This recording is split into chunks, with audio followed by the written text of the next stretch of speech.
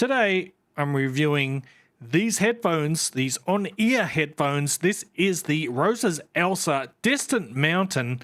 Let's get it.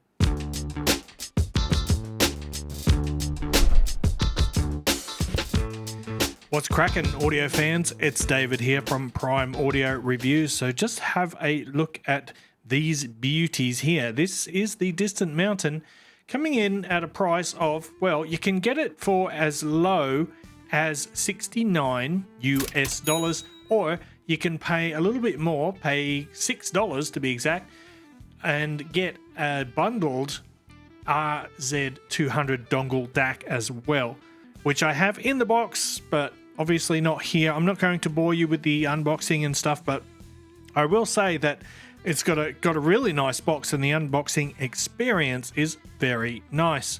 So inside of here, we've got a 40mm dynamic driver.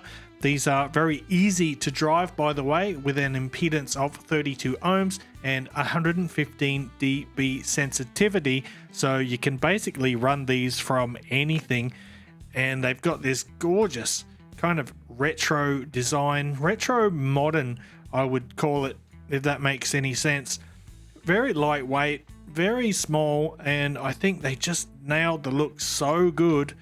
And by the way, this headband cover here is genuine lambskin or sheepskin, so that, and you can feel the difference. It's not like that protein leather rubbish or vegan leather rubbish. It feels very premium. I think they look super premium. They look classy as. Just check it.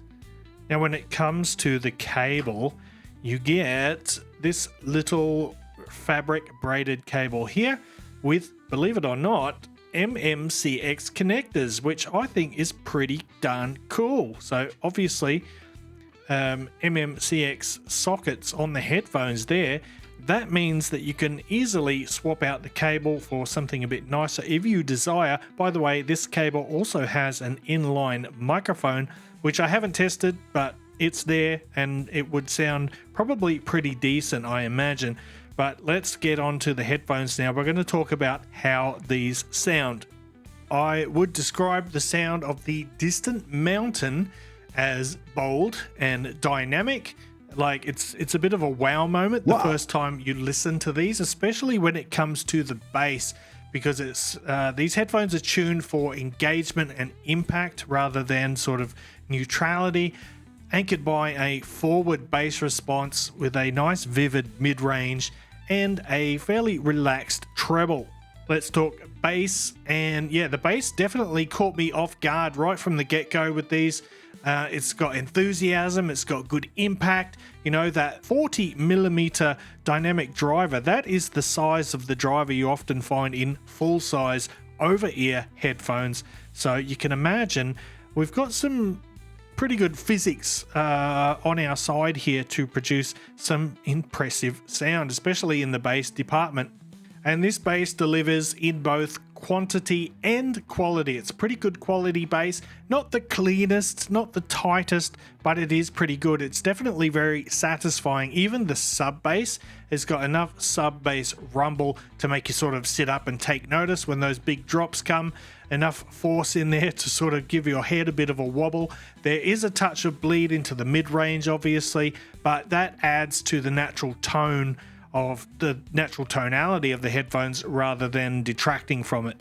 In the mid-range, the mids don't let the bass steal the show, so the mid-range is nice and vibrant. It's zesty, almost zesty to a fault, I would say. Like certain instruments in the upper mids, like high guitar registers, for example, they come through with striking clarity, but often, well, not often, but can sometimes verge on shouty.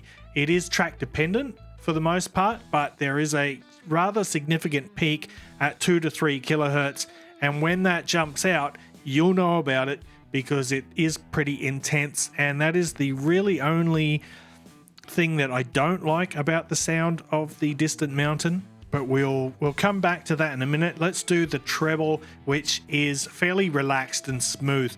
It doesn't offer much in the way of sparkle exactly, but you know, I forgot to mention that these ear cups have like a semi-open design. See all these perforations around the ear cup that is to assist in airflow. And by the way, these do not isolate noise, so if you were looking for passive noise isolation, these will not do the trick.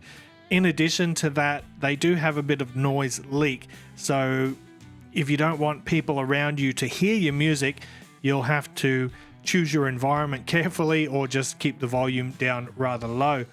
But back to the treble, there's no sharpness in the highs. The sharpness is entirely left to the mid-range, and I would have liked actually a touch more treble extension and a bit of restraint in that upper mid-range peak, that 2 to 3 kilohertz peak. I would have sort of pulled that down and pulled the treble up a little bit. Not to say that the treble is bad at all, but it just might have helped a little bit. But that peak is problematic somewhat. In terms of soundstage, pretty good. Not the widest, but actually at times it does come across as wide because, like I said, semi-open, you do get those ambient sounds coming in, which adds to the sense of space and scale. But when it comes to micro detail retrieval, these, like most headphones, these don't do a great job. You'll get much better micro details if you're using a decent pair of in-ear monitors, but certainly not terrible in terms of detail, but they're not going to wow you if you're out there looking for micro details.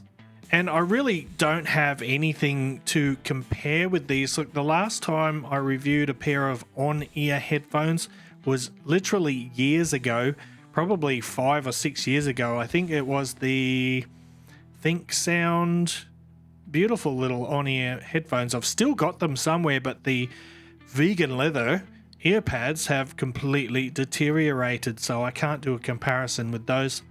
Anyway, back to the Roseselsa Distant Mountain. They're just stunning. They did the design so well. These are almost an absolute home run. If it wasn't for that really rather dissonant peak at 2 to 3 kilohertz, which it does get a bit shouty. The upper register of guitars, whether they be electric or acoustic, can get a bit edgy in terms of, comfort. But it really depends on the recording and the type of music that you're listening to. Like, depending on what album you choose, you could listen to a whole album and that peak wouldn't bother you. But then on certain other tracks and recordings, it's pretty annoying. Because apart from that, like I said before, in general, the sound is great. Really impressive bass, nice clarity in the mid-range. What else can I say? I'm going to wrap it up there. Thanks for watching the video. If you liked it, give it a thumbs up, Pa Family Audiophile style. And if you're new here, or if you haven't subscribed yet, hit that subscribe button now before you go. And until next time, see you later.